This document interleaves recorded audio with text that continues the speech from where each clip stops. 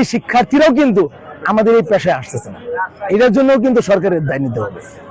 আপনি দেখবেন, আমার মনে হয় না সারা পৃথিবীতে এমন কোনো রাষ্ট্র খুঁজে পাবেন, একটা স্টুডেন্ট যখন আপনার ইন্টারমিডিয়েট পাশ করে, আমার তো মনে হয় যাদের যে সকল পরিবারের অর্থনৈতিক অবস্থা মোটামুটি ভালো, এফোর্ট দিতে পারবে তার সন্তানকে, ওই পরিবারের একটি সন্তানও আপনি খুঁজে পাবেন না বাংলাদেশে লেখাপড়া করতেছে।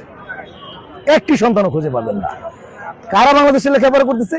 যে পরিবার তার সন্তানকে এফোর্ট দিতে পারতেছে না বিদেশে পাঠানোর জন্য, শুধু তারা পড়তেছে। মেধাবী সন্তানরা তারাও কিন্তু স্কলারশিপ নিয়ে চলে যাচ্ছে।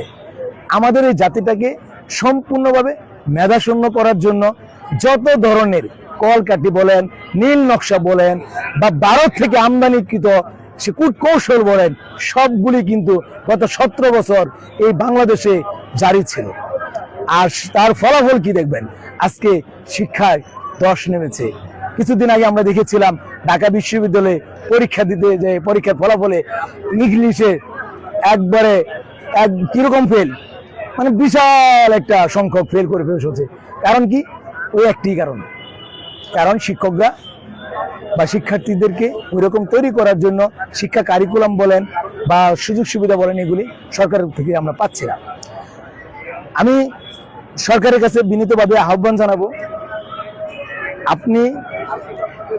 আপনারা যারা আমাদের সাথে এই শিক্ষার সাথে জড়িত আছেন, প্রত্যেকটা শিক্ষাবিদকে আমি বিনীতভাবে অনুরোধ জানাবো, এই দেশটাকে বাঁচাতে হলে শিক্ষাকে বাঁচাতে হবে। শিক্ষা যদি না বাঁচে এই দেশ বাঁচবে না। শিক্ষাকে মজবুত করার জন্য, শিক্ষাকে আধুনিকায়ন করার জন্য, কোয়ালিটি এডুকেশন নিশ্চিত করার জন্য শিক্ষকদেরকে বাঁচাতে হবে। শিক্ষকদেরকে যদি বাঁচাতে পারেন, এই জাতি বাঁচবে। এই জাতি যদি বাঁচে, এই রাষ্ট্র বাঁচবে। আর এই রাষ্ট্রকে উন্নত রাষ্ট্রে নিয়ে যেতে হলে শিক্ষার আধুনিকায়নের বিকল্প কোনো কিছু নেই। আমরা চাই এই দেশে কোয়ালিটি এডুকেশন বলবৎ হোক, আমাদের দেশের প্রত্যেকটা সন্তান সুশিক্ষায় শিক্ষিত হোক, আমার দেশের প্রত্যেকটা শিক্ষক শিক্ষণ কাজের সাথে ওতপ্রোতভাবে জড়িত হোক। আমরা চাই কোনো শিক্ষক যেন এই শিক্ষাকে সাইনবোর্ড হিসেবে না ব্যবহার করে শিক্ষাকে, এই শিক্ষকতাকে মহান পেশা হিসেবে, মহান ব্রত হিসেবে নিয়ে এই জাতির সেবায় যাতে নিয়োজিত হতে পারে, সেই জায়গায় সরকারের কাছে বিনীতভাবে অনুরোধ করব, আপনারা এই পেশাটাকে মহান করার জন্য, জাতির স্বার্থে, আপামর জনগণের স্বার্থে এই বেসরকারি শিক্ষা প্রতিষ্ঠানগুলিকে জাতীয়করণ করার জন্য আপনারা দ্রুত ব্যবস্থা নেন। ধন্যবাদ আপনাকে। শেষের দিকে লাইভ দিছি। আপনারা দেশের জাতির বিবেক এবং আপনাদেরকে বসানো হয়েছে হাজারো শহীদের রক্তের বিনিময়ে, যেহেতু আপনারা বসেছেন, তাহলে সেখানে সরকারি এবং বেসরকারি যে বৈষম্য রয়েছে, সেই বৈষম্যগুলো যদি একটু দূর না করতে পারেন, তাহলে হাজারো শহীদের রক্ত দেওয়ার যে একটা পরিশ্রম, সেটা সম্পূর্ণ বৃথা যাবে। আমরা সরকারকে বলতে চাই যে আপনারা মানবিক দিক বিবেচনা করা হলেও আপনারা দেখেন যে আসলে এমপিওভুক্ত শিক্ষকরা কতটা অসহায় হলে এই প্রেস ক্লাবে এসে শিক্ষকদের বসবাস করে। আপনারা সম্মান নিয়ে আমরা বসবাস করে, তারা কিন্তু পরিবারকে খুব স্বাচ্ছন্দ্যে এখানে আছে পরিচালিত করতে পারছেন না। এবং একজন শিক্ষক যেন কখনোই না ভাবেন যে শুধুমাত্র কোনো সুবিধা নাই, তারপরে তাকে জীবিকার জন্যই সেই পেশা গ্রহণ করতে হবে, এবং গুণগত মানের দিকে যেন তিনি খেয়াল দিতে পারেন, সে বিষয়ে আমাদের সরকারকেও শিক্ষক দেখবেন যে বাংলাদেশের সবচেয়ে বেশি বাড়ি ভাড়া 1500 টাকা, যদিও এই 1500 টাকা দিয়ে চিকিৎসা, আপনারা আমাদেরকে বাঁচান, আমরা দেশের শিক্ষা ব্যবস্থাকে বাঁচাতে চাই। আমরা একটা বিষয় বলতে চাই যে আমরা আছি বিদায় ওই সচিবালয় আছে, এবং ছাত্র আছে বিদায় শিক্ষক আছে। আমরা না বাঁচলে সচিবালয় বাঁচবে না, এবং ছাত্র না বাঁচলে শিক্ষকও বাঁচবে না। আমরা সবসময় বলতে চাই, ছাত্র, শিক্ষক, সচিবালয়, জনতা, আমরা গড়ে তুলবো একতা। কিন্তু এর ভিতরে যদি আমাদের মধ্যস্থানকে পরবর্তীতে যেটি স্থগিত করা হয়, এবং তারা বলছেন যে আগামীকাল থেকে এই কেন্দ্রীয় শহীদ মিনারে তারা আমরণ অনশন কর্মসূচি পালন করবেন। তাদের দাবি যতক্ষণ না পর্যন্ত মেনে নেওয়া হবে, ততক্ষণ পর্যন্ত তারা এখানে অবস্থান করবেন। এমনটি কিন্তু তারা বলছেন। আজ কিন্তু আমরা সারাদিন প্রচুর শিক্ষকের সমাগম দেখতে পেয়েছি। শিক্ষকদের উপস্থিতিতে কিন্তু কেন্দ্রীয় শহীদ মিনার জনসমুদ্রে পরিণত ছিল, উপচে পড়া ভিড় ছিল এবং প্রায় 2 লক্ষাধিক শিক্ষক কিন্তু এখানে সমবেত হয়েছিলেন। আমরা কিন্তু সেটি দেখতে পেয়েছি আজ সারাদিন। আমরা 1000 টাকা কিছু করতে পারি না, আগে দিয়ে হিসাবটা 500 টাকা দিয়ে ধরে নিলাম যে ঠিক আছে চিকিৎসা আমরা বিভিন্ন সবসময় আমরা অসুস্থ হই না, আল্লাহ হয়তো করেন প্রতি বছরে 6000, হ্যাঁ বছরে 6000 টাকা, কিন্তু আমার বাড়ি ভাড়াটা খুব কম। আর আরেকটা হচ্ছে আপনার যে উৎসব বলছেন আমরা 50% পাই না, আমাদের যেখানে অন্যান্য যারা আমাদেরকে 2-2.5 মাস অতিবাহিত করে আমাদেরকে আমরা সবই জানি। এরকম শিক্ষকরা অসংখ্য রাজনীতিবিদ, এমনকি নাসার মতো একটা সুনাম ধন্য বৈজ্ঞানিক ছাত্র প্রতিনিধি রয়েছে এবং আমরাই দেশের রাজনীতিবিদ আসবেন না, আমরা রাজনীতিবিদ নাই, আমরা প্রতিষ্ঠা করার লক্ষ্যে রয়েছে। আমরা এই দেশের আমরা অনেকেই কুরবানি দিতে পারি না, আবার অনেকে বিভিন্ন ভাবে অন্য এক্সট্রা কোনো উৎস থেকে কিছু টাকা আমরা করি, সেভ করি, এভাবে আমরা কুরবানিটা করি। এন্ট্রি লেভেলে বেতন কত শিক্ষকদের? আচ্ছা, এন্ট্রি লেভেল বেতন আছে 11,000 টাকা। তাহলে তো তুমি 5,500 টাকা বোনাস পান। জি জি। বলুন, এরপরে আরো একটা তো বিষয় রয়েছে, আপনাদের বোনাস গেল, বাড়ি ভাড়া গেল, একই সঙ্গে অন্যান্য সুবিধা, সেটা কি পান আপনারা? যাতায়াত ভাতা অন্যান্য কি আছে আপনাদের? না, অন্যান্য কিছু না, তবে এখানে উল্লেখ করার বিষয় এটা হচ্ছে যে আমাদের যেহেতু বাড়ি ভাড়াটা দেন না হিসাবে 1000 টাকা কিছুই না, দেন না, আমরা 20% দাবি করেছি এবং এটাও পাশাপাশি বলেছি যে সরকারি অন্যান্য জায়গায় 45%, আমাদের এখানে 20% দাবি করেছি এবং আমরা সার্বজনীন বদলির ব্যবস্থা করে চাইছিলাম সরকারের কাছে। সার্বজনীন বদলি ট্রান্সফার, মানে এক জায়গা থেকে আরেক জায়গায়, কারণ কি একজন মানুষ দেখুন টেকনাফে বাড়িতে তুলিয়ে গিয়ে চাকরি করতে হয়, তাহলে ওখানে তার থাকতে হয়, বাড়ি ভাড়া তো লাগেই। এখন 20% তারা যেহেতু 1000 টাকা দিয়ে আমাদের বাড়ি ভাড়া হচ্ছে না, অতএব যদি আমরা ট্রান্সফার করে যার যার জেলায় যার যার বাড়ির পাশে যদি অন্তত আমাদের কর্মস্থল হতো, তাহলে আমরা নিজের বাড়িতে থেকে অন্তত আমরা পাঠদান করতে পারতাম। তাহলে বাড়ি ভাড়াটা আর প্রয়োজন হ্যাঁ, তাহলে 1000-2000 হলেও আমরা হয়তো পারতাম। আর আমাদের এটাই প্রত্যাশা ছিল যে 20% দেন আমাদের, এবং সরকার এটা রাজিও হয়েছিল। 13ই আগস্টের প্রোগ্রামে আমরা যখন আন্দোলন করেছিলাম, আমরা প্রেস ক্লাবের সামনে বসেছিলাম, আমাদেরকে 10 সদস্য প্রতিনিধি দল আমরা গিয়েছিলাম মন্ত্রণালয়ে, সেখান থেকে উনি আমাদের রাজি হয়েছেন যে 2 মাসের মধ্যে উনি প্রজ্ঞাপন দিবেন। আমরা 2 মাস সময় দিয়েছি, এই মাসের 12 তারিখ পর্যন্ত। যখন সরকার গরিবসী করতেছে, প্রজ্ঞাপন দিচ্ছেন না, তখন আমরা বাধ্য হয়ে প্রথমে সচিবালয়ে 12 তারিখে, পরে সচিবালয় থেকে পুলিশি হামলার পরে আমরা চলে আসলাম শহীদ মিনারে। আর এখন এই 5 দিন গেল দিচ্ছি দেই, এই সকাল বিকাল করতে করতে এই পর্যন্ত আসছে আমাদের দেয়ালে ঠিক থেকে। ধন্যবাদ। বলছিলেন একজন শিক্ষক নেতা। দর্শক, আপনাদের আরেকটু জানিয়ে রাখি যে যদি আপনাদের শব্দ শুনতে কোনো অসুবিধা হয় তাহলে আমাদের জানাবেন, আমরা ঠিক করার চেষ্টা করবো। আমরা আরো একজন শিক্ষক নেতার সঙ্গে কথা বলবো।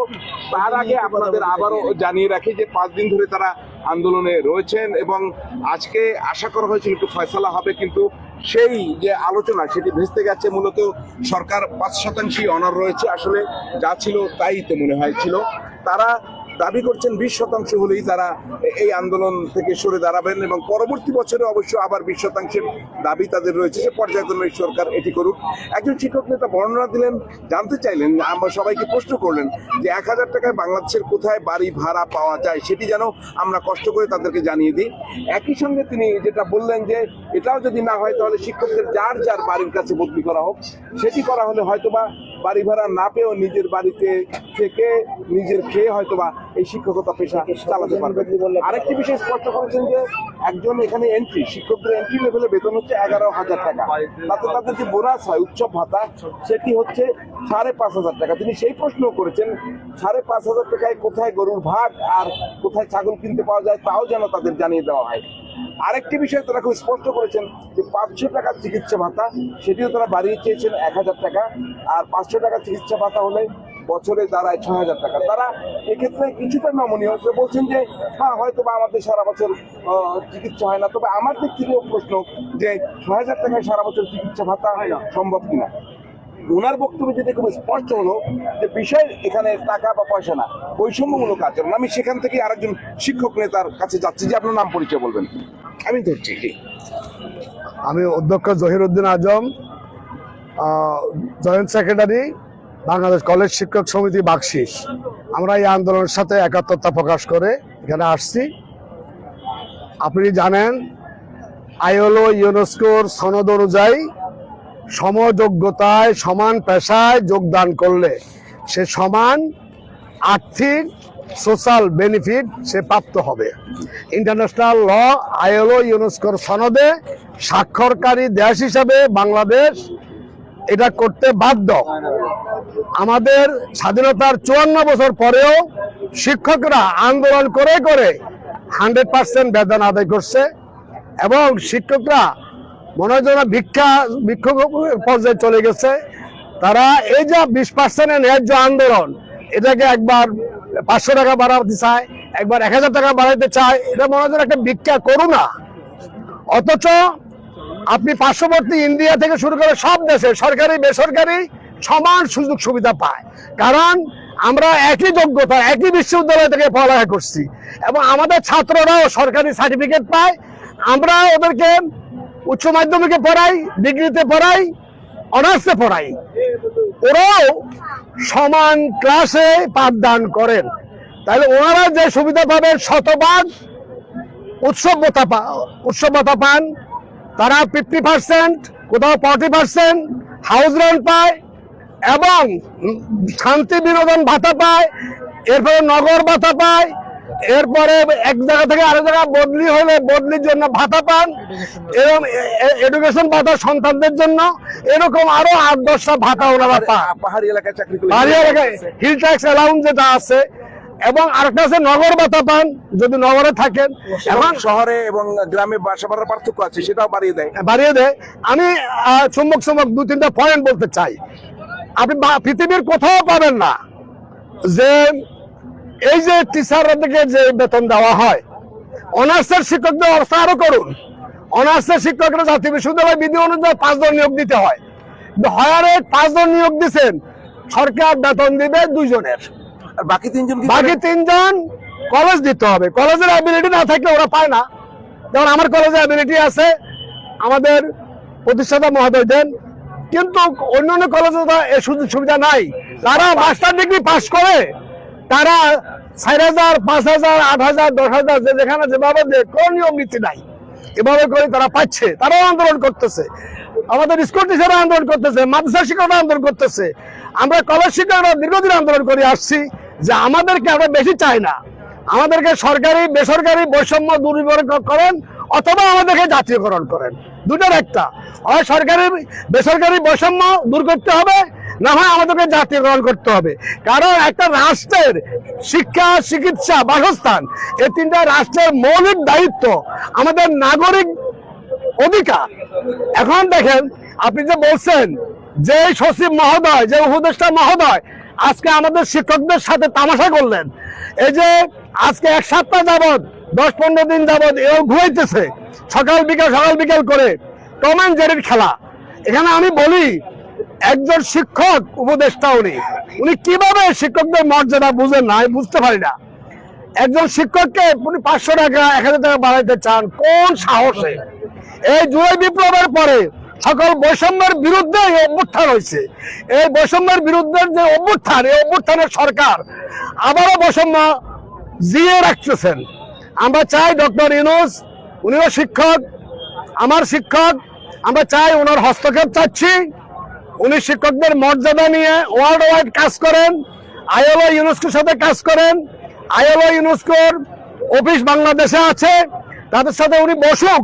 বাংলাদেশে একটা স্বাক্ষরকারী দেশ, যে তারাও ইউরো এবং ইউনেস্কো এবং আইএলওর সনদ অনুযায়ী শিক্ষকদেরকে সমান বেতন ভাতা দিতে বাধ্য।